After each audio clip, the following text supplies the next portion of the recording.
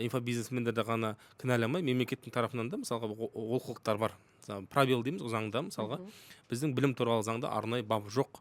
Қосымша білімге осында лицензия керек, осында сертификация беретін ұйым да жоқ. Мысалға кез келген адам, тіпті дәрігер емес адам дәрігерлікті үйрететін болса да, ол ешкімнен рұқсат алмайды. Және де жаңағы сіз айтып отқан психолог, коучтар сіздің жаңағы санаңызбен жұмыс істеймін, сіздің жаңағы жаныңызбен жұмыс істеймін дейтін болса, ол да бір медицинаның бір саласы психологияда. Оған да ешқандай сертификат, лицензия қажет етілмейді. Себебі қосымша білімге бізде лицензия қарастырылмаған. Ол біз айтқан кезде қазіргі таңдағы заңның олқылығы сол болып тұр. Яғни қосымша білім ешқандай заңмен реттелмейді.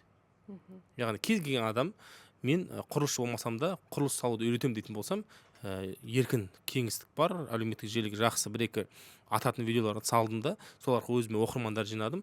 100 адамның 10-ын оқытып пайдасын табатын болсам, маған адамдар өздері тексермейді, кім екен, бұл құрылыс маманы ма деген сияқты тексерістер жүргізбейді да, соңында сан соғып алаяқтарға алданытылып жатады. Сондықтан да заңмен шектелмеген дүние, айтады ғой, заңда жазылмаған дүниенің бәрі рұқсат деген секілді ғой. Осындай көзқараспен қарағаннан кейін әрине білгендерін істейді да.